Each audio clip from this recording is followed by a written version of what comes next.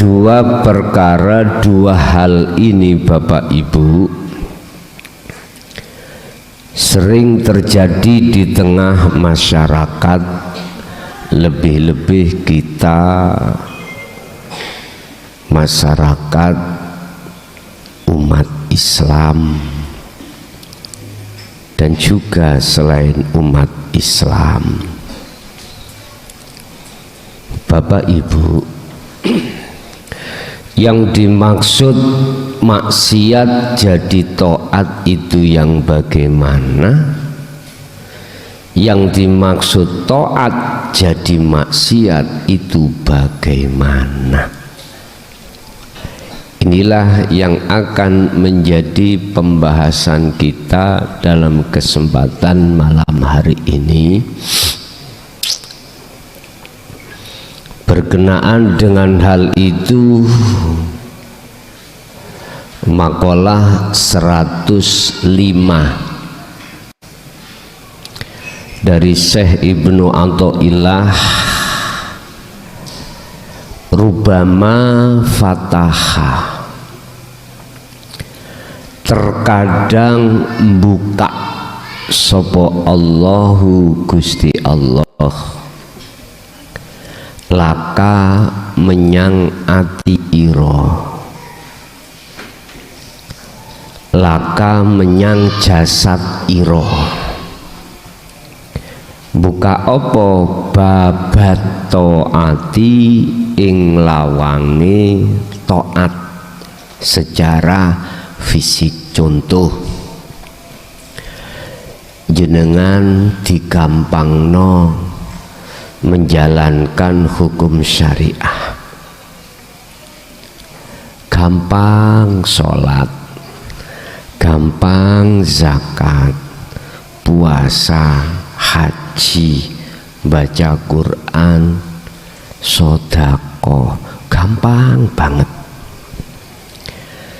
Terkadang Allah buka lawangi taat secara jasmani, tapi wama fataha,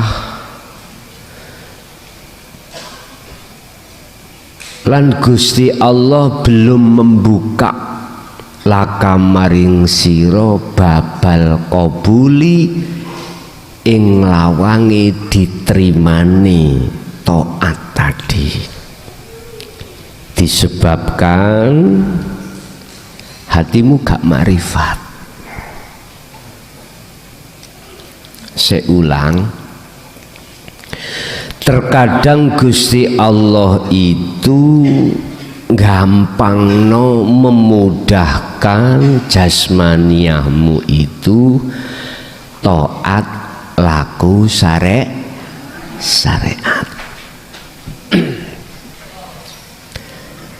Baju ini gak sarungan moh, ketok dengkuli moh, bahkan lho ya, mandi moh ketok dengkuli.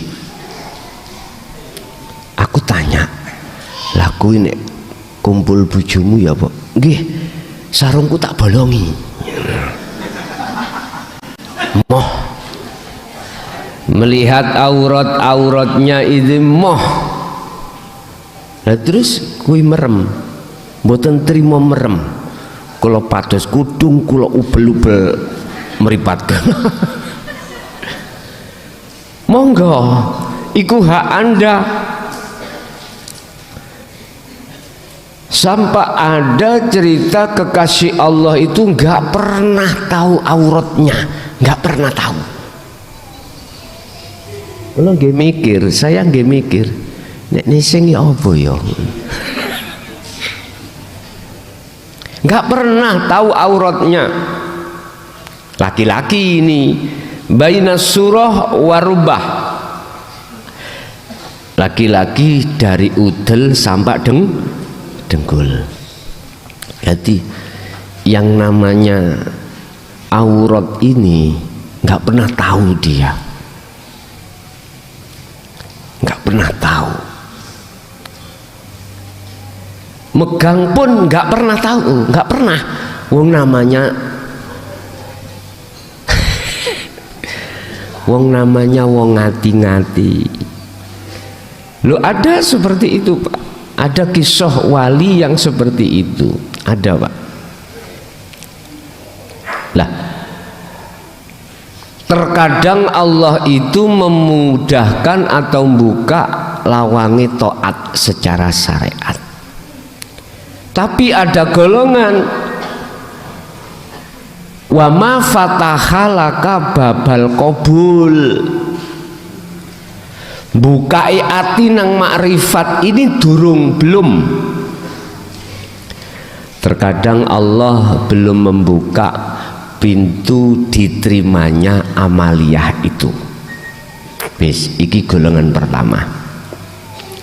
Inilah yang ku maksud, yang ku sebut taat mungguh syariat, mungguh manungso, tapi maksiat mungguh Gusti Allah.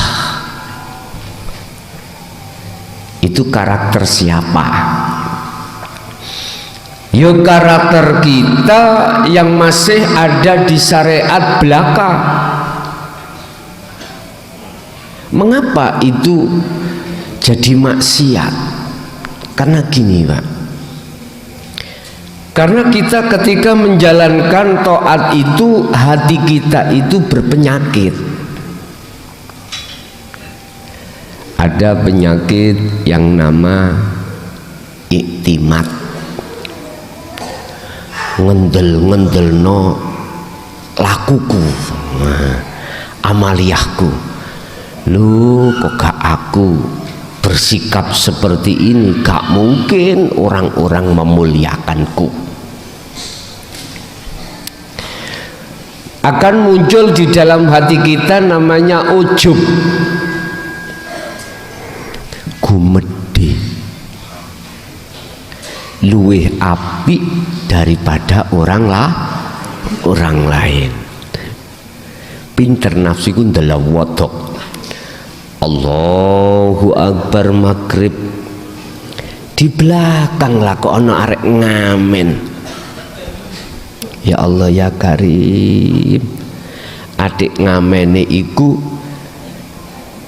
apa jenenge manuk cicak, napa? Cicak rawa buntute dawa. Ngono iku wis angen-angene piye? Goblok, maghrib gak ngerti wong salat. Ngamen. Loh, ning ati kita itu muncul ujub. Luwih apik saya daripada anak ngamen itu. Ujub. Inilah penyakitnya hati, yang amaliyah sholatmu itu tidak akan pernah diterima. Ayo proteso, terserah raimu. Wis sakarepmu proteso, kata salah ki. Belum lagi sum'ah.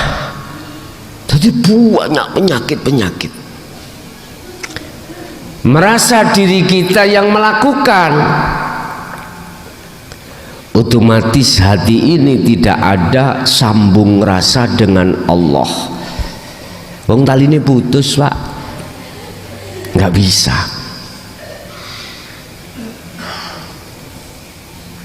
Inilah mengapa Allah menutup pintunya qabul, pintunya diterima di sini. Ada sumber daripada buah hasud, riya, takabur, iktimat. Sumbernya itu dari ngaku. Sumbernya dari itu. Akhirnya ikhlas enggak ada. Karena saya masih merasa diri saya yang melakukan. Inilah sebagai penghalang atas amaliyah itu, sehingga amaliyah apa yang kulakukan tersebut walaupun banyaknya bagaimana tidak ada manfaatnya, karena dalam makalah lain al-a'malu suwarun qaimatun, karena amaliyah yang kulakukan itu berhubung ku akoni iku laksana patung yang berdiri meneng. Patung yang berdiri atau patung sing meneng.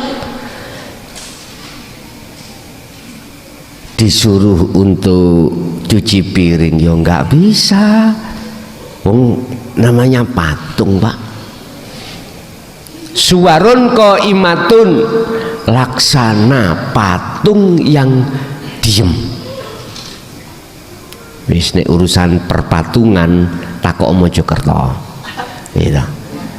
Tempatnya berhala, wakeh reco, ono di Kecamatan Trowulan. Sampeyan pengin jenengan iki persis koyok patung iku beto foto gawa nangone Kecamatan Trowulan, foto sampean kekno nangone tukang pahat, Pak kula pesen sing ini digaekno langsung teko watu. Enak to ning omah digawe ngdilengi. Cek eling nek diri kita ya seperti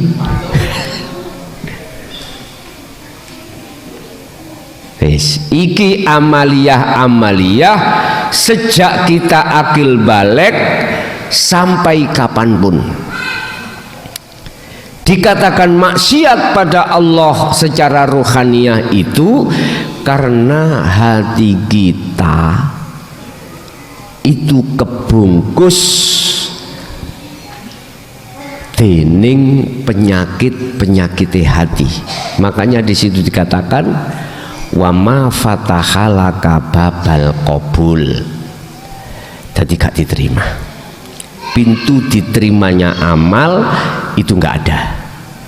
Wis nek tak diterangke jelasin ini si ora mudeng, wis ngombe kopi ae. Kalau sudah diterangkan seperti ini umat masih tidak percaya, wah ngombe kopi ngono ae, gak usah muring-muring sampean. Berapa puluh tahun kita seperti itu, masa ya tetap aja seperti itu? Padahal satu sisi sisa umur hidup kita tinggal berapa tahun kita pun tidak mengetahui. Dungaren ana gulane. Wis murah rek durung. Pun. Nomor 2, warubbama qada alaika bidzambi. Rubama terkadang qada ngukumi sapa Gusti Allah alaika ing atase ati ira bidzambin kelawan alaika ing atase jasad ira bidzambi kelawan laku maksiat atau laku dosa. Tapi lah fakana mongko ana apa dambi iku sababan dadi sebabe fil wusuli ing dalam ketemune ruhaniyahmu pada Allah. Terkadang ada laku maksiat secara jasmani tapi ndadekno sebabe atimu rohaniyahmu iso wusul dateng Gusti. Ya apa ya gambarane ngeten. Luweh apik aku dadi pelacur, tapi rumangsa kula niki rendah diri, rumangsa diri saya ino, daripada saya menjadi orang alim tapi saya takabur. Gumedhe luweh apik katimbang wong li. Wis ngen-ngenen dhewe tak nyumet rokok.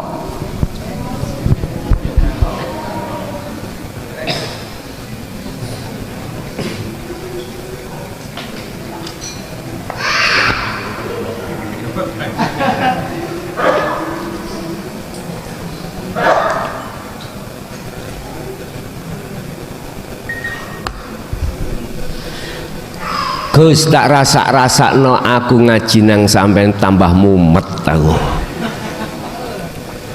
Wis nek sampean sik mumet lan bingung gak usah dipeksa. Temen gak usah dipeksa. Apalagi sampean malah muring-muring, hidayah itu akan tambah lari.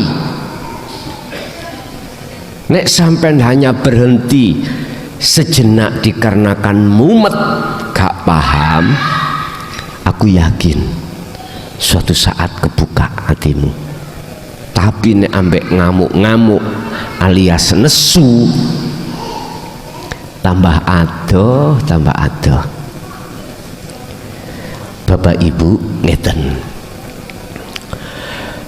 sifat hakikate hamba itu adalah ino, bodoh, mati, wis ra iso apa-apa. Lah, ketika saat saya berlaku maksiat, mesti saya lebih rendah, lebih ino daripada orang yang tidak melakukan maksiat. Ini loh di mata Allah lebih bagus daripada saya ketika melakukan taat. Mohon maaf, terus dalam hatiku kehamba aku sifat ini lebih baik daripada orang lain. Kok iso? Ya, sebab sifat mulya iku sifate Allah al-haq, tak rampas. Padahal sifat hakikate saya sebagai hamba adalah ino. Makanya inilah dikatakan fakana sababan fil wusuli, bisa jadi sebab maksiat iku dadine sadare atimu menjadi orang yang ino. Terus dalam hatimu kelawan zikir sirul asrar jenengan iki ngerti yen sifat mulya itu kahanane Gusti. Terus disimpul nambah wong pojok kono, wah nek ngoten cocok Gus, tak maksiat terus. Delok niki kalimah lho, rubama, terkadang berarti tidak terus menerus. Lah kadang enak terus nyocoy terus no. Bisa lho. Oh iku gak masuk makalah. Iki lho terkadang. Sampai diceritakan ono cerita Al-Ubad dengan Al-Ubad iku ahli ibadah dengan pelacur. Iku lho di mata Allah lebih baik tukang pelacur daripada tukang ibadah. Wis, secara khusus kalimah makalah ini tak terjemah nong ini Pak.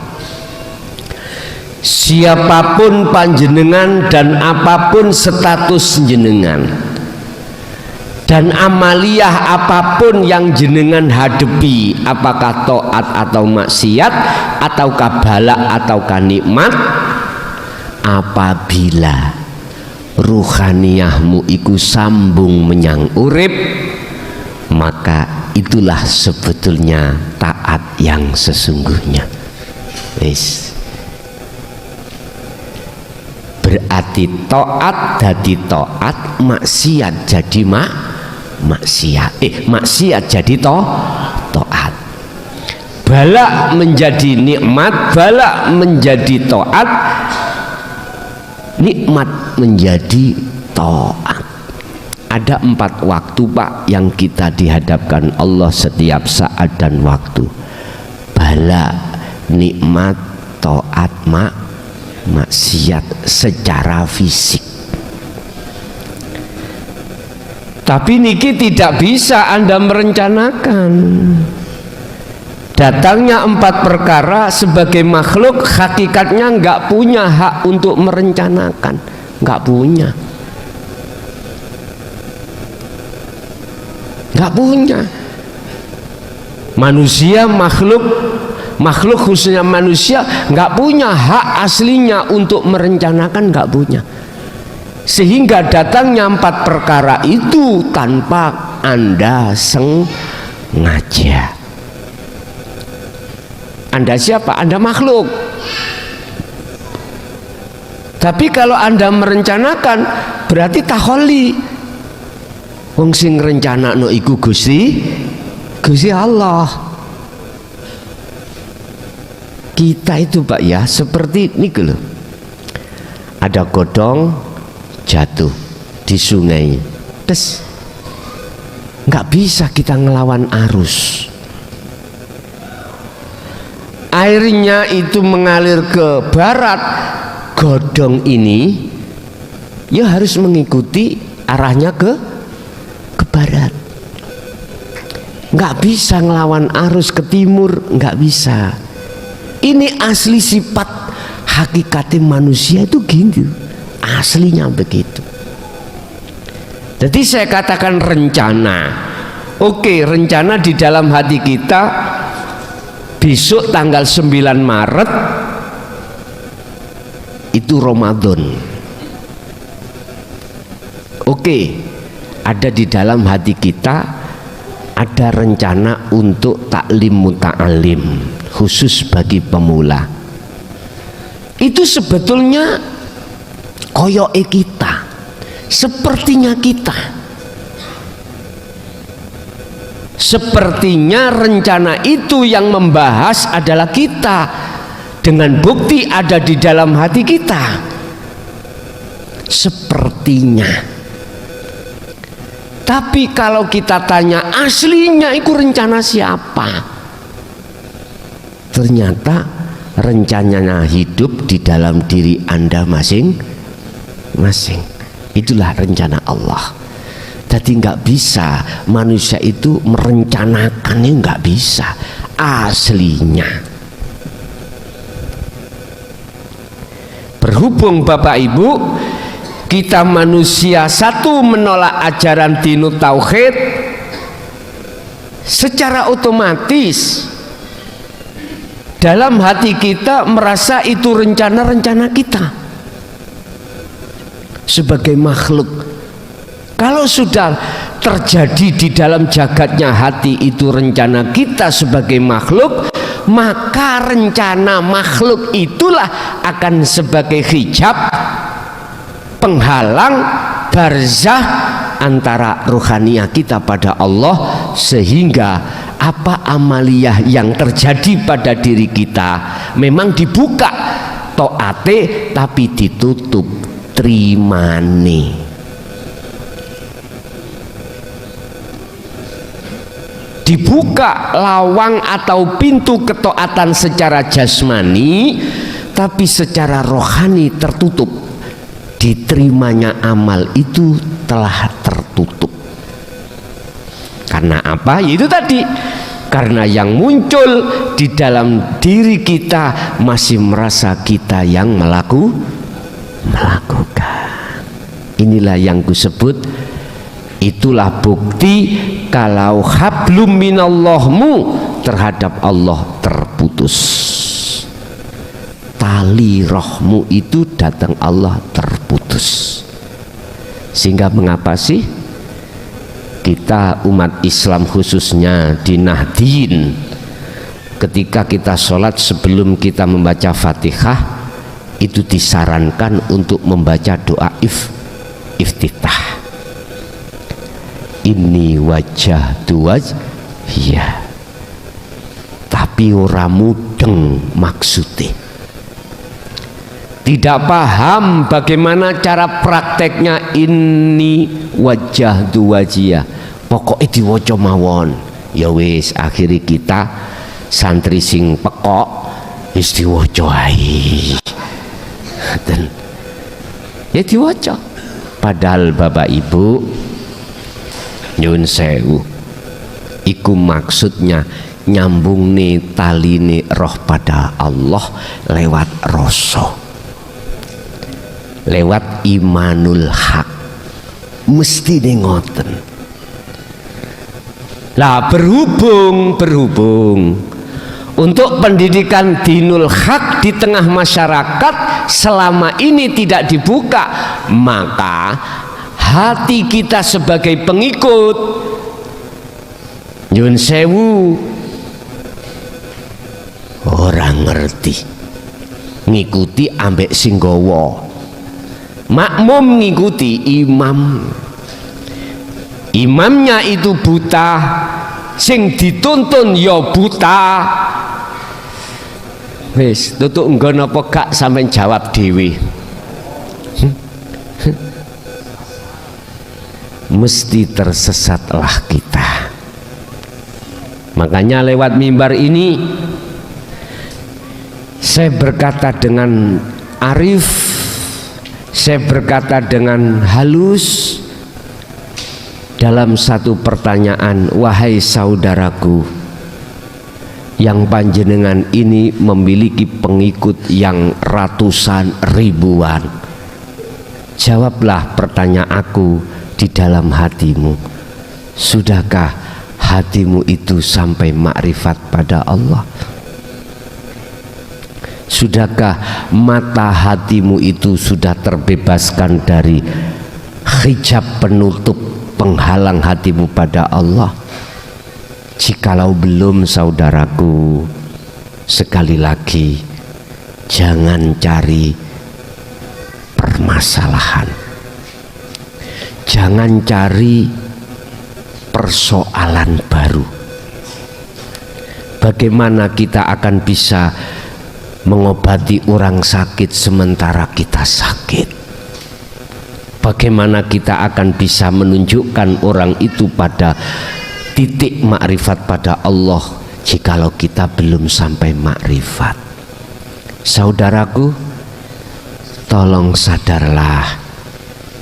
Kalau memang belum, lekaslah, fokuskan amaliyahmu, bagaimana cara rohaniyahmu itu bisanya melepaskan diri, melepaskan hijab, melepaskan barzah sebagai penghalang hatimu pada Allah. Tanggung jawab kita besar. Bagaimana nanti pengikut-pengikut kita menuntut terhadap kita dikarenakan apa yang dijanjikan itu tidak sesuai, apa yang kita katakan itu tidak sesuai dengan kenyataan. Kita akan banyak tuntutan, saudaraku. Sungguh saya hanya berpesan pada saudaraku yang punya pengikut banyak, entah ratusan, entah ribuan, tolong evaluasi diri. Sudahkah hati kita itu dikatakan sudah makrifat pada Allah? Andai kata belum, tolong lekaslah cari jalan untuk membuka hati kita bisa sampai kepada Allah. Baru kalau Anda itu sudah nyata-nyata Allah itu jengleh, nyata Allah itu hakul mubin, nyata-nyata Allah itu al-malikul hakul mubin, walaupun ratusan ribu orang buta kau tuntun, kau tidak buta, tak jamin akan sampai pada tujuan. Dengan catatan sing dituntun kudu manut. Manut. Bagaimana manut? Nek jenengan sing nuntun iku ngomong, awas kirimu ono ri, ojo ngiri, ya nganu toh. Lurus aja, ya lurus toh. Tapi sungguh nikmat bila mana yang dituntun dan yang menuntun semuanya matanya sudah melek, udah gak butuh dituntun. Niku jenenge budal dewe, ngaten lah. Wis, aku hanya berpesan pada saudaraku yang punya pengikut ratusan ribuan bahkan jutaan bahkan miliaran, tolong saudaraku, kalau hati jenengan belum sampai pada kemakrifatan pada Allah, tolong evaluasi dulu, lakukanlah tindakan untuk membuka diri. Setelah itu baru Anda akan bisa mengatakan dan menuntun oleh ribuan orang-orang yang hatinya buta. Oke, Bapak Ibu hadirin rahimakumullah. Kok ndelok jam? Ya, masalah ora kena disemayani sik njaluk. Ya wis ra apa-apa. Tapi jujur kalau hari Sabtu itu saya hanya melayani hanya sekitar Mojokerto aja. Sidoarjo, Pasuruan, Jombang, Surabaya. Jadi cara sudah resiko kalau saya itu datangnya nanti agak terlambat, karena memang awalnya sudah saya katakan kalau Sabtu kalau bisa jangan diriwuk waktuku. Lawu mboten uman nek Gus ngene. Tak jak mari duhur ya gak gelem. Wis acara-acara pengajian mosok sih mari duhur ngene. Ya wis kalau begitu ya Sabtu. Oke, tak buka 2 pertanyaan aja. Monggo.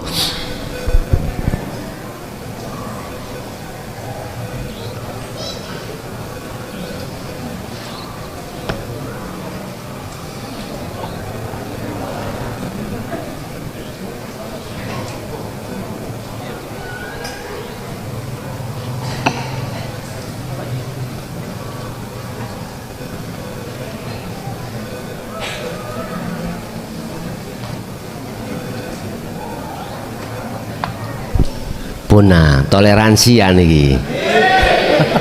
Matur suwun. Pun Bapak Ibu hadirin jamaah rahimakumullah. Sebagai kesimpulan, kita yang sudah hati menerima dinu tauhid, ya dah. Apapun yang diterjadikan jenengan, apakah taat, maksiat, bala, nikmat, pesan saya, udah diamkan hatimu dulu, lepaskan keakuanmu, dan tetapkan semua itu keakuan Allah. Rasakanlah kehadiran Allah dalam dirimu, baik yang ada di dalam dan di luar dirimu yang kusebut sebagai hidup. Tolong hadirkan hatimu merasa Allah itu dalam dirimu. Aku yakin nanti ketika saat maksiat itu awalnya berangkat, entah terjadi atau tidak, udah gak usah dipikir. Yang penting hati jenengan itu duduk di tajalli Allah. Al-Fatihah. Bismillahirrahmanirrahim.